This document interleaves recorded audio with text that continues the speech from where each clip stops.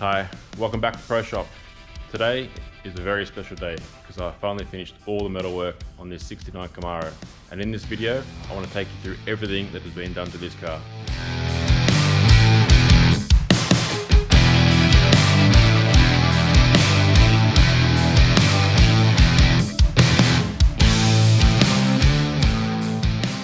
I first saw this car in the customer's shed.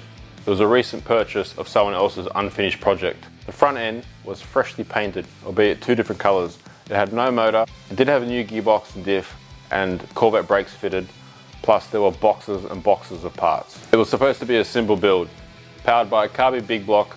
It needed to have huge wheels and be as low to the ground as possible, preferably on airbags. However, as the build progressed, this became one of my most challenging projects yet.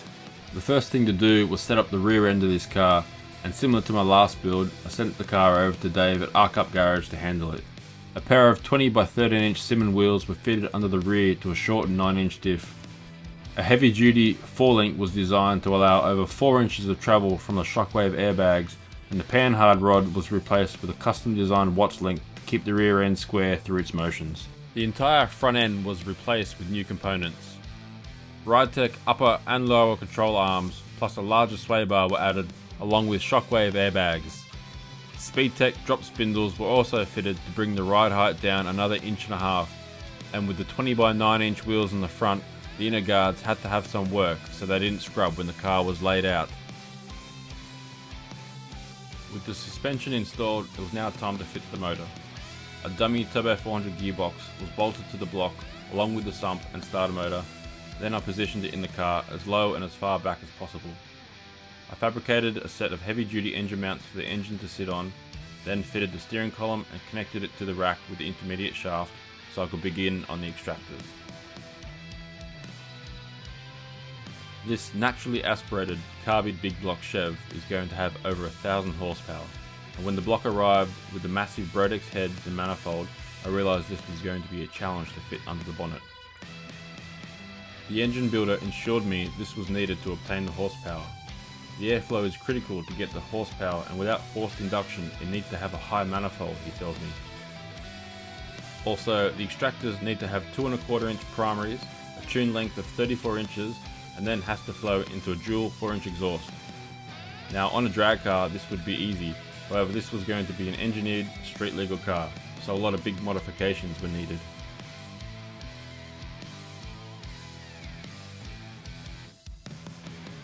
By starting with some 45 and 90 degree stainless bends, I marked, cut and tacked together a path for the exhaust to flow down into the 4-inch collectors. Once done, I pulled them off, back purged and fully TIG welded them together.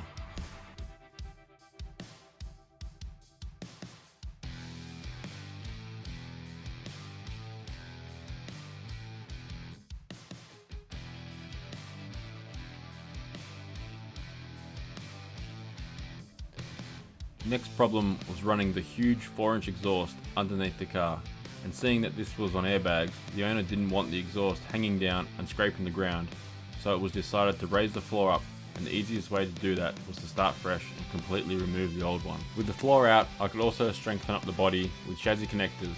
Then I plated the inner sill and joined it to the chassis to make it all one unit and help with any torsional twist. I sheeted in the floor and raised up the center section a couple of inches for the exhaust crossover pipe and mufflers to sit up in, still with plenty of clearance for radiating heat.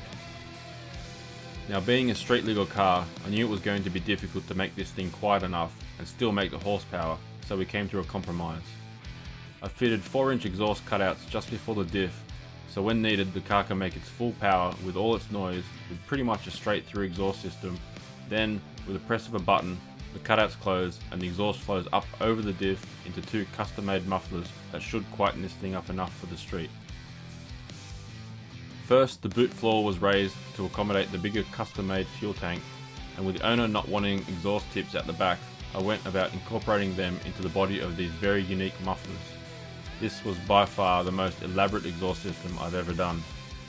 To make it quieter, the rear section stepped down to 3 inches and the mufflers can be fully disassembled to add or remove packing and baffles.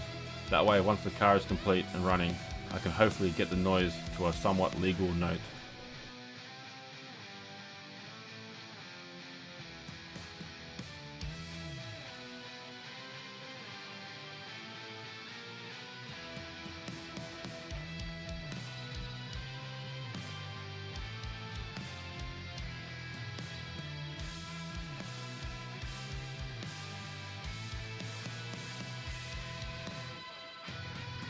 While at the rear of the car, the bumper was smooth, shortened and Frenched into the sides.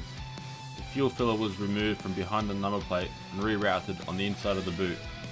This, for a street legal car, causes a lot of problems. Firstly, the tank needed a breather and rollover valve fitted. However, with the tank so close to the floor, a small cavity was fabricated to house it in to keep the fumes on the outside of the car.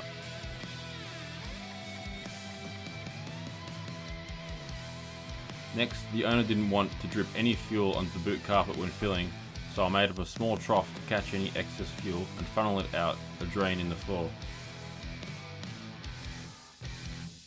A small panel in the center of the boot floor was fitted to gain access to the in-tank aeromotive fuel pumps and sender unit. Up under the custom-made parcel shelf, I fitted the air tank and compressor for the airbags. On the passenger side, the battery and electric air conditioning pump were mounted in place.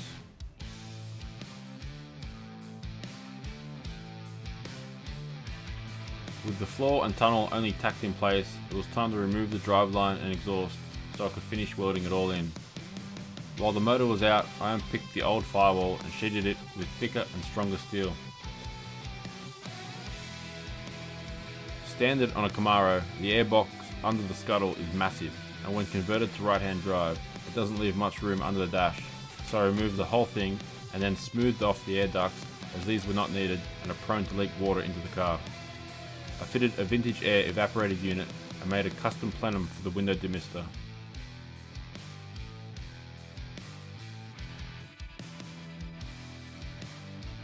A little problem that not many people address when converting a car to right-hand drive are the wipers. If not done, a big blind spot is left in front of the driver that the wiper never touches, so I fitted a wiper motor and assembly from a Commodore under the dash and customized the scuttle by Frenching in the wiper stalks and arms.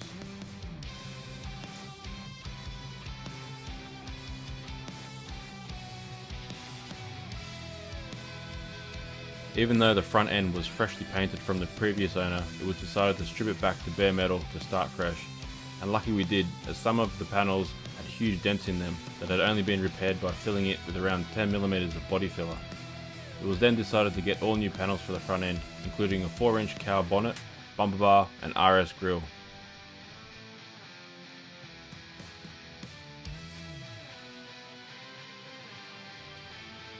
Putting new panels on a 50-year-old car, nothing fitted. The gaps were tight and the bolt holes didn't line up, so I cut off the old mounts, positioned the panel where I wanted, and fabricated new mounts.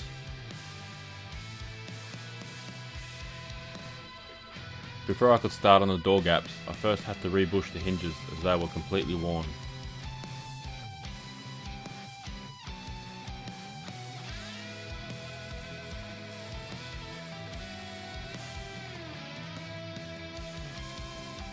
Once they were done and fitted back on the car, I could go about getting the door gaps even.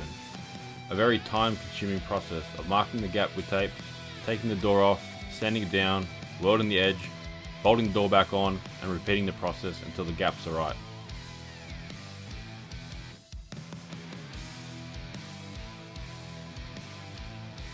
With the K&N drop base air cleaner sitting on top of the Dominator carb, the bonnet still didn't close, even with the bigger 4-inch cowl. And with this motor generating a lot of heat, it was decided to remove the inside of the cowl and enlarge the hole to allow the heat to escape and have more clearance for the air cleaner. Seeing that there will be no chrome on this car, other features that were added were the King Dig flush fit handles and later model door mirrors.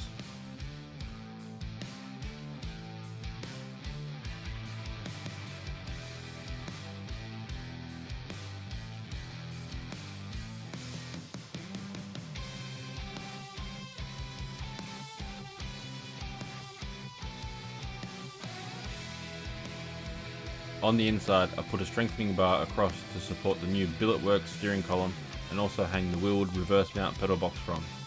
A bolting console also adds some strength through the centre of the car, which will house all the buttons and controls for the airbags, power windows, electric handbrake and more.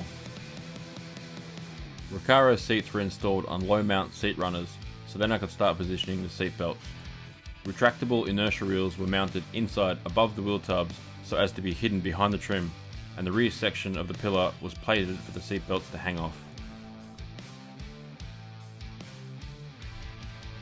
With all the major metalwork now complete, The driveline, exhaust and fuel tank was installed once more so I could run the fuel lines, drill holes for the bulkheads and fit all the other components that need to go on before the car leaves the paint.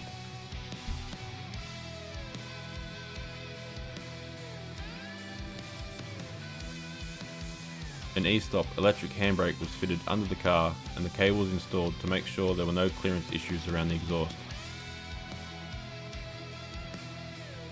The height sensors for the airbag system was mounted in place and the suspension was cycled through its full travel. I pre-fitted the Fezler flush fit glass which was imported from the US, and lucky I did as some slight adjustments had to be made around the frame.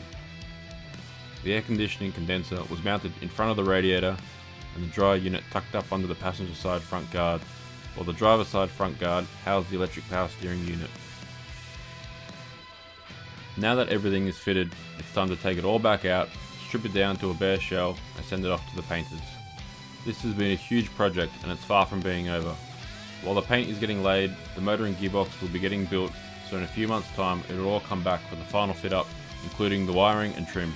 So stay tuned for that video.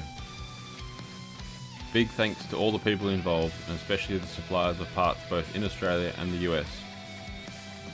If you have any questions, feel free to leave a comment and make sure to subscribe so you know when the next video will be out. Thanks for watching.